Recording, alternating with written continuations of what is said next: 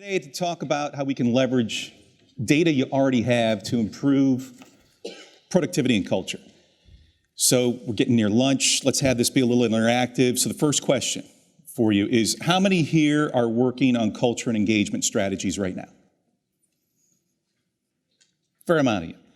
How many of you believe that culture plays a direct part in building a great business? All of us, I think. So we hear a lot about listening. We do. Sarah just talked about it. Al talked about it yesterday. But let me share with you a story that happened to me 25 years ago. So I'm an early person in business. One of my clients is a manufacturing company out of Philadelphia in the United States. And the owner of this business, who'd built a very, very good business, was an old grizzly World War II veteran, but a nice guy, very hospitable. And I'll never forget this meeting. Never, ever forget it. At one point, and he called all of us boys and girls, because we were all younger than him. He was pushing like 90 years old. He said, boys and girls, lean in. I'm going to tell you the secret to building a great business. The secret. So we all leaned in attentively. It's something we all have at our disposal. So we're waiting there, just on pins and needles. And he goes, 2 ears. I'm thinking the guy's crazy. Here's this guy, 90 years old. What does he know? He goes, listen, God gave you 2 ears for a reason. Listen. Now, I walked away from that convinced the old guy was crazy. But in my 20 plus years of building businesses and working with other great businesses, I can tell you it's the one story, the one anecdote that is proven true time and time again. We need to listen. But you're talking about businesses, your businesses, that are thousands, tens of thousands, 100,000 plus employees. How can we listen effectively, at scale, across the enterprise and consistently? How can we do that? How can we really listen to affect culture, to affect engagement, to affect productivity? How can we really do that? What's to say that one person listens the same way another or records it the same way that another person does? Well, I want to bring to you the attention of a few things you can do. We can measure existing data today, and you can do it passively. So at Humanyze, what we had a breakthrough in was developing a passive ONA application that allows you to listen consistently across the enterprise to understand how work gets done. And I'll share with you a little bit about how that happens. But it takes me back to that conversation from years ago. Listen. How can we listen? Now, we're doing the best we can today. We are. We're going through, you're deploying exercises across the enterprise to be better listeners. We're engaging our staff differently. Our staff expects differently from us. As the younger workforce comes in, as that massive population comes in and teaches us a few things about how to communicate, we're learning and teaching how to be better listeners. But I would argue that it's still predominantly subjective, subject to variability that occurs in human nature, that some of us do things differently, record things differently, perceive things differently, and therefore we have a different garbled set of data. But if there was a way for us to be able to do this consistently across the enterprise, we would all probably embrace it. I think we would, because we all want to be better listeners. We want to hear from our employees. We not only want the employees to be seen, be heard, and be empowered, but we want to make sure we're empowering them with what they want to be empowered with. We want to make sure we hear that. So this data that exists across the enterprise, it exists in your surveys that we talked about. It exists in your management engagement, in your performance reviews. It exists in systems across your business. So I'm sure all of us would agree that people get work done in email, they record their meetings in calendar, and they get work done with chat systems, whether it's Skype or Slack or you name it. So I'm sure we all agree with that. But I'm curious, how many here would agree that Jira and GitHub are also ways that people get work done? Show of hands. If you're in engineering and development, heck yeah, a lot of work gets done there. How many of you would agree that if you have a smart ID card that understands, at least generally speaking, what zone of the building you're in, that it's an implicit way of keeping track of where you're collaborating with your coworkers and getting work done? How many of you would agree with that? Great, and I'm sure we would agree the same way with those conference room kiosks. You know, when you sign up for a conference room and there are 8 people that the conference room can sit, and if there's 6 people there, we know, hey, we're getting work done. But what about heating and ventilation systems? Anybody raise their hand for that it's an implicit way? All right, thank you. If I had $20, I'd give you $20. Lighting systems as well. It's fascinating.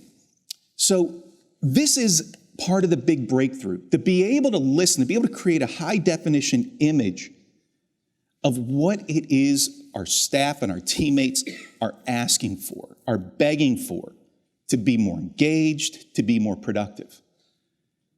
The more data you get, the better the fidelity of that sound. I think we can all agree with that.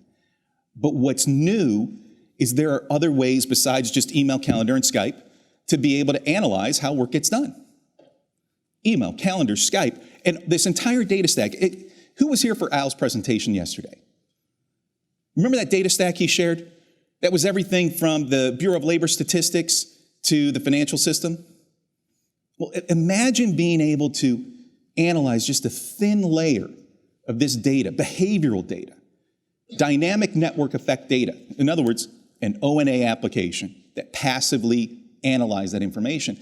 Then you would have a high fidelity sound of what your employees are asking for. You'd be able to improve engagement and productivity consistently and predictably like you haven't been able to before. So if we get to that general grounding that we can do this, how do we do it? I mean, the first thing, just define objectives. Define objectives. For example, I think I have an overwork problem. I'm pretty convinced. Well, let's measure communication after hours. Not the actual communication, just the dynamic of it. Are teams communicating after hours? That's all. That's all you need to know. As a side note, we've been working on this for 10 years, going back to doing our PhDs at MIT. And what we were shocked by, what we were absolutely floored by, was you don't need all the data to be as accurate and predictive on the outcomes. Having everything anonymous and having everything grouped and having no content and no attachments, no subject matter, it's 97% as accurate on the predictive outcomes of productivity and engagement as if you had all the data.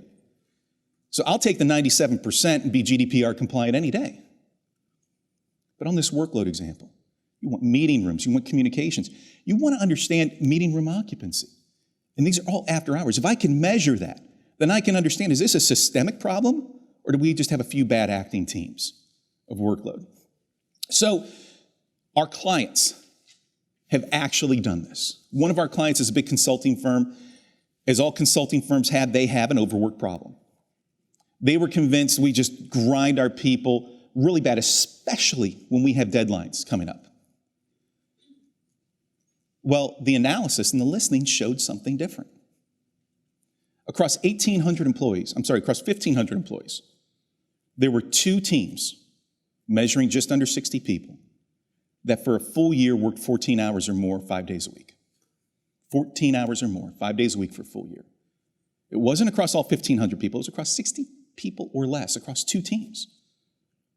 And they had an after-work problem that affected about 40 people for the full year as well. They did not have a systemic-wide problem. If they had pushed out an enterprise-wide intervention, said we're going to train all of you, everybody's going to learn about overwork, over 90% of their participants would say, I already know this. What a waste of my time.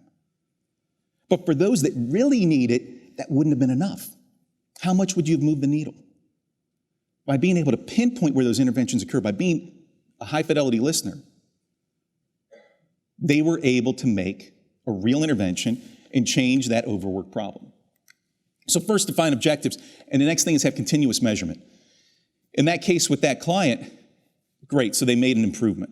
Being able to mark it and then continue to listen and be able to see that you actually made that improvement and you sustained that improvement, and the issue didn't arise somewhere else, real risk in that case, managing director from one of those groups gets reassigned to another group. Did we have the problem again, just in a different group? Even though he or she was trained. It happens. So being able to continuously measure. So I want to leave you with that. If you can measure the data, which I impart on you, you can. And if you can measure all the data at your disposal, you can have a high fidelity sound of what is actually being asked for and what's actually happening within the enterprise. And you can create better programs to intervene and to make a change, targeted programs. And then you can, instead of having to wait long periods of time, you can actually see and hear how that's changing more rapidly so that you can turn the dial up or down. So we are Humanyze. If you read Harvard Business Review, a lot of these articles, I think it was Isabel yesterday who mentioned that people and leadership and teams have really become a big part of HBR. Well, I'm proud to say that about half of those articles were written by collaborators of Humanyze using Humanyze technology to be able to do their underlying research to write the article in the first place. Who here read Better People Analytics in the October edition of HBR? Better People Analytics, written by Professor Nashir Contractor out of Northwestern University, used our technology. Now, coming up in, I think it's the May-June release, Ben, our CEO, and Dr. Ethan Bernstein from Harvard Business School are co-authoring a cover article for HBR called The Changing Anatomy of Workplace Collaboration, all built on this underlying capability that if you can listen in high fidelity, you can make better change because people are using more and more diverse modes of collaboration and communication. And that puts a burden on you then to be able to help and support those employees. So please come down, stop by, see us at the booth, ask us any questions. We're here to help, and I appreciate your time. Thank you very much, Greg. Appreciate it.